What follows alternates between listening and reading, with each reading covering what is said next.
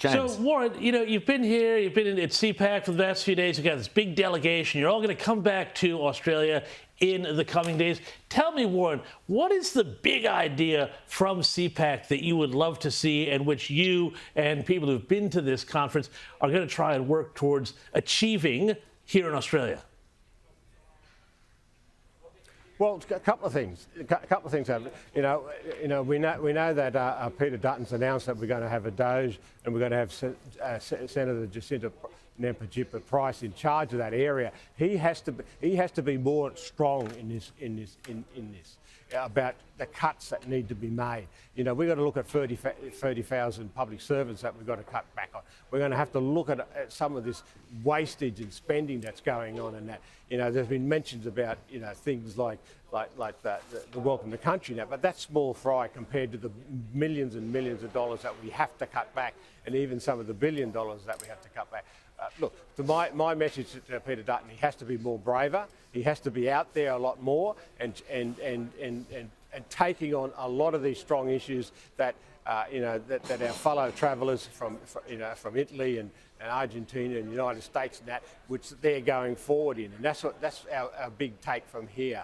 We've got to be more courageous about the issues and problems in Australia that we've got to fix, and we can't have what previously happened from 2013 to 2022, where we won government, but we didn't push through the hard things that needed to be done. This time, day one, we've just got to go in there with a big shovel and clean it out. And Warren, just quickly before we go, free speech. Was that on the radar at all at CPAC? We know that JD Vance and President Trump and Elon Musk have made a great deal about the fact that if you aren't fully on board the US's free speech agenda, there's trouble lies ahead. Well, the Liberal Party here have voted to censor under 16s on media, to censor the media with these new hate laws. Are the Conservatives in America aware how dangerously the coalition is flirting with censorship and anti-free speech laws? There was that in the background. That was a big issue. In fact, their comments was, if you're not on with free speech, then you're really not a democracy. There is no democracy without having free speech and being very strong about those free speech issues. They did treat me as a bit of a superstar because of The Voice. They saw The Voice as a dangerous instrument that could have, really destroyed the democratic process within Australia. And everywhere I went, I got big cheers about that.